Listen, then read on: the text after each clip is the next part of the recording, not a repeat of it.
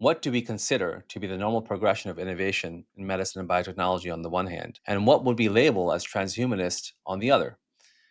And with the growing ability to change our bodies and possibly add novel capacities to our beings, what ethical guideposts could we possibly refer to? For example, is it helpful or is it necessary to make a distinction between modifications made for the purposes of medical therapy and those used purely for enhancement or alteration? Dr. Sandberg. It's kind of blurred. You could say that the intention might matter, but quite often the intentions are also somewhat confused.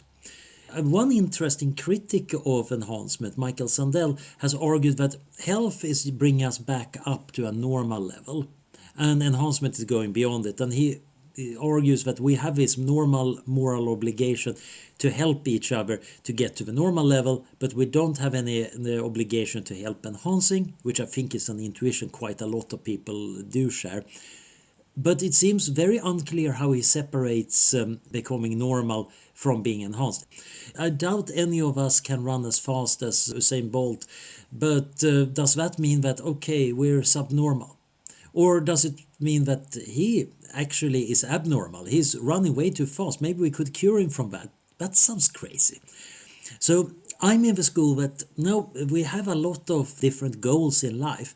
And if I want to be a mountaineer, I need a body that works for mountaineering rather than the current body I have, which is much more suited for sitting around in academia. And for my life project, if I truly want to be a mountaineer, I might actually need to have a body that's updated to fit that. Transhumanists are, in general, critical of the distinction between therapy and enhancement. We tend to want people to think about directions instead of some arbitrary line. The baseline conditions of being a human being are constantly changing. The fact that we live in a society with analgesics means that we probably experience less pain than our ancestors did. So the baseline human condition is changing, and that means what it means to enhance is changing. But if you think about what it means for someone with a disability to be given a therapy that then takes them above the human average, is that enhancement? If someone, for instance, takes metformin, which is a drug that lowers blood sugar for diabetes, and goes from having a lower life expectancy to having a higher than average life expectancy, is that an enhancement? There's a certain kind of status quo bias at work. And our question is, well, if in the last century we've increased human life expectancy, wouldn't it be good to do that some more? There's no natural reason to stop at 80. Why not go to 100 if we can? However, Professor Hughes continues, distinctions should be made in regard to how we prioritize these technologies. I do think that there are some clinically and ethically relevant distinctions to make along this spectrum.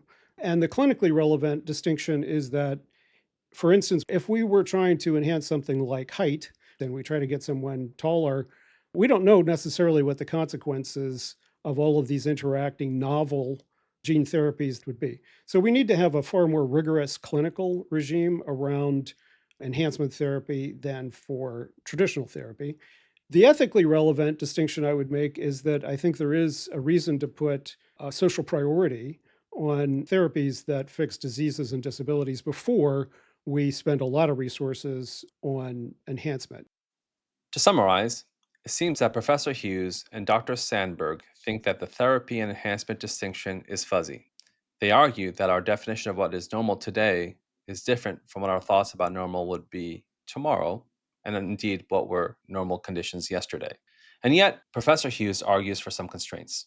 For example, he believes that there should be a hierarchy of need, meaning that we use therapies to help people with disabilities and deficiencies before using them for pure enhancement purposes. But not everyone shares these positive perspectives on transhumanism.